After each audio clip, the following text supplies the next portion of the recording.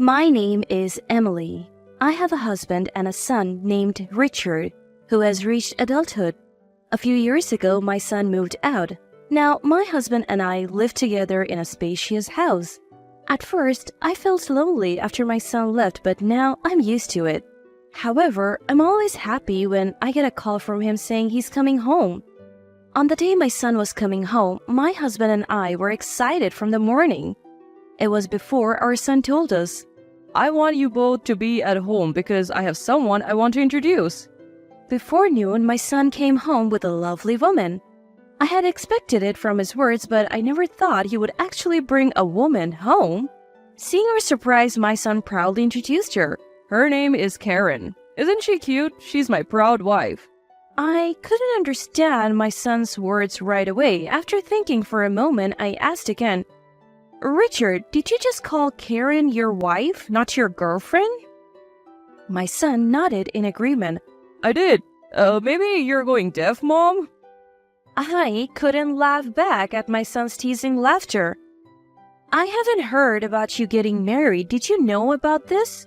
I asked my husband and he shook his head. No, I didn't hear about it either." My husband and I asked our son what's going on.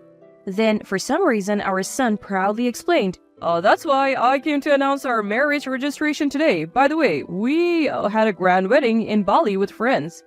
My husband and I were speechless at this unexpected explanation. Our son, oblivious to our reaction, kept talking about how wonderful the wedding in Bali was. I held my aching head and carefully asked my son, "You have already registered and had the wedding? Why weren't we invited?"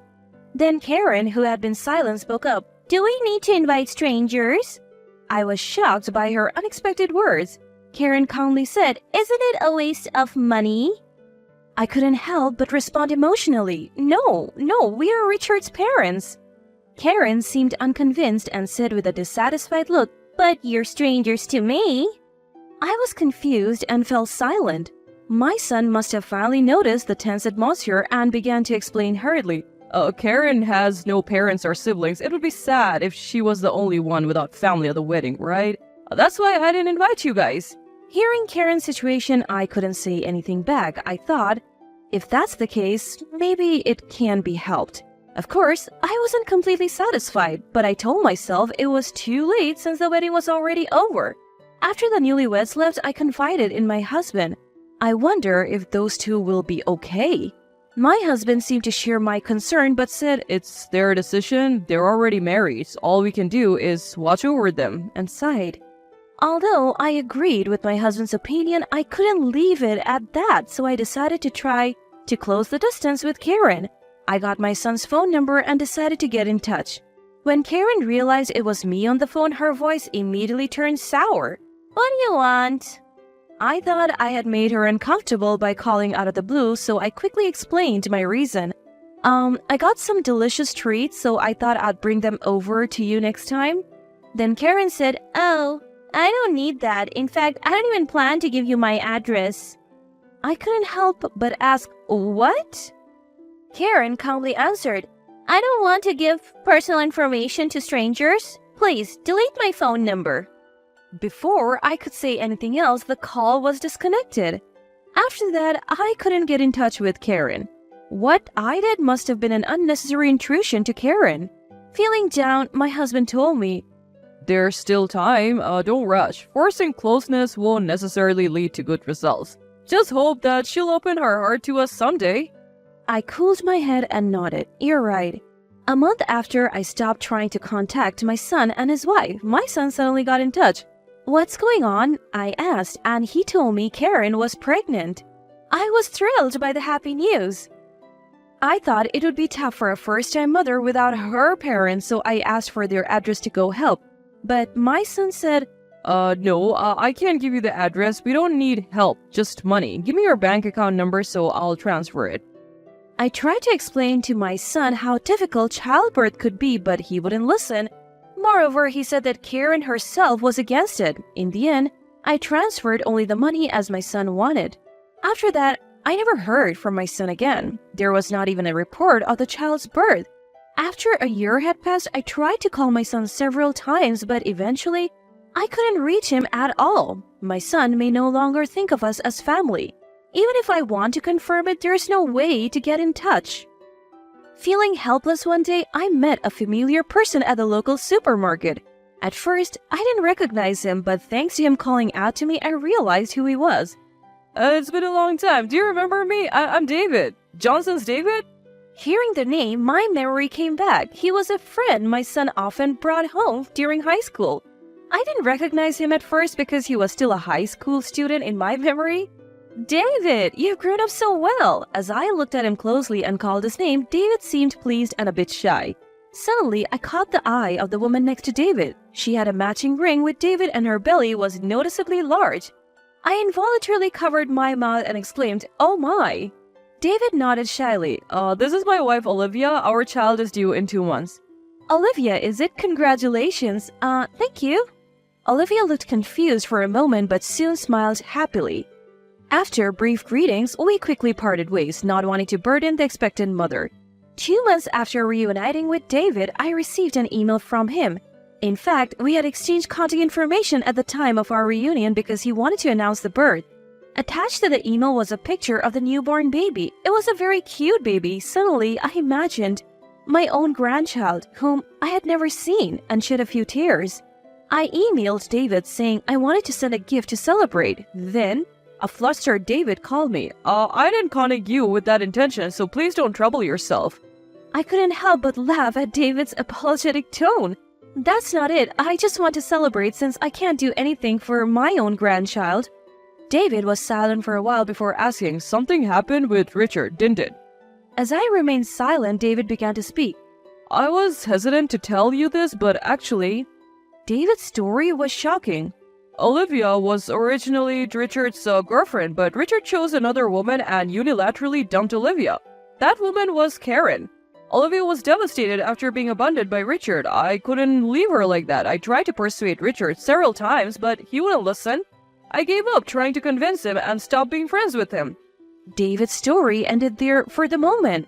I thought I couldn't forgive my son or Karen, even if he was my own child. At the same time, I realized that my actions had reminded Olivia of her painful past. Even though I didn't know I did something terrible to Olivia, she probably didn't want to meet Richard's mother. I'm really sorry for casually saying I wanted to celebrate it. When I apologized, David hurriedly denied it. You don't need to apologize, Mrs. Smith. Olivia doesn't mind. She was the one who wanted to send the baby's picture. Please, don't apologize, Mrs. Smith. I felt even more guilty at their kindness. David hesitated and then said, I just don't want to involve Olivia with Richard and his wife ever again. I agreed wholeheartedly. I'll help as much as I can. Though there may not be much I can do, I also revealed to David my relationship with my son and his wife. David was truly appalled to learn of Richard's recent behavior. Afterward, we changed the subject and only talked about cheerful things before hanging up. I told my husband about what I had heard from David. Then I informed him that I would consider Richard and his family as strangers from now on. My husband agreed with me. At least, we can take a breather. I looked around the room where most of the unpacking was done and nodded. Our new life begins here today. Originally, the house we had lived in was too large just for the two of us. When we were considering moving, we were introduced to this newly built high-rise condominium. We were supposed to tell our son about it, but we decided against it. I decided to go out to buy ingredients for dinner. The moment I stepped out of the front door, someone called out to me, "Mom?" I turned around thinking it couldn't be, and there was my son. He approached with a light smile. Why did you tell me you moved? I was surprised to find strangers at the old house. I had to search quite a bit to find you. I looked at my son with stern eyes. I didn't need to tell you. You're a stranger to me. Richard finally seemed to realize that my attitude had changed and became flustered. What are you talking about? I'm your son. I ignored Richard and started walking. Richard hurriedly walked beside me and began to talk. Mom, I'll apologize for everything up until now. I was just deceived by Karen. You must have some extra money if you're living in a new high-rise condominium like this, right? Richard was making a fuss beside me, but I ignored him and kept walking. Seeing my unchanging attitude, Richard seemed to think the situation was bad and began to speak anxiously. Karen was a habitual liar. Her claim of having no family was a lie. She had only been disowned by her parents after causing a romantic problem at her previous job. When I glanced at my son, he misunderstood something and continued to badmouth Karen. Karen approached me for money when she couldn't live alone after quitting her job. I was just deceived. My son insisted he was the victim. So let me live in that high-rise condominium too. I stopped and looked at my son's face. He seemed happy, thinking I was finally willing to listen. But I kept my stern eyes on Richard and said, "You chose that wicked woman even though you were dating someone else. It's the result of your actions." My son was astonished at my words. I delivered the decisive words to my son. "Your only family is Karen. You two are a perfect match." Leaving my son standing there, I left the scene. I then contacted David. I thought my son might cause trouble for David or Olivia. Sure enough, my son tried to apologize to Olivia and asked David to mediate between us. Moreover, he said something nonsensical like, "You two got married because of me." David, at his wits' end, declared he was cutting ties with my son and threatened to call the police if he persisted. My son apparently fled in a panic. Afterwards, my furious son tried to spread bad rumors about the two among common friends, but was instead scorned by them. Karen, who was supposed to be my son's only ally, ran away with another man, leaving their child behind as soon as she spent all my son's savings.